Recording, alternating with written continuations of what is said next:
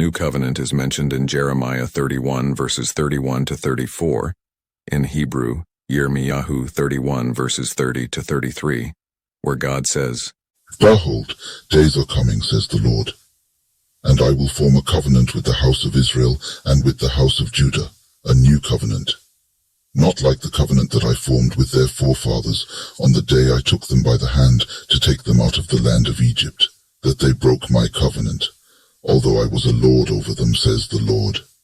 For this is the covenant that I will form with the house of Israel after those days, says the Lord. I will place my law in their midst, and I will inscribe it upon their hearts, and I will be their God, and they shall be my people. And no longer shall one teach his neighbor, or shall one teach his brother, saying, Know the Lord, for they shall all know me from their smallest to their greatest, says the Lord. For I will forgive their iniquity, and their sin I will no longer remember.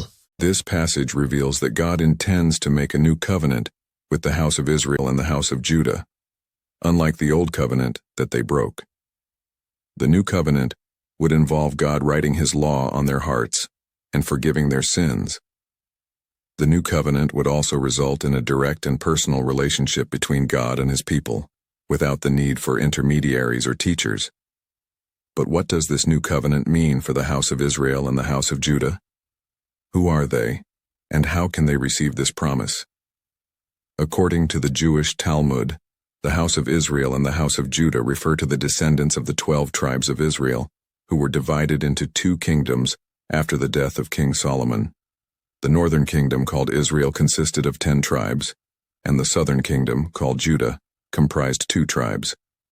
The house of Israel and the house of Judah are also known as the chosen people of God, who received the Torah and the commandments at Mount Sinai, and they were referred to by God himself as his firstborn son, Shemot, or in English, Exodus 4 verse 22.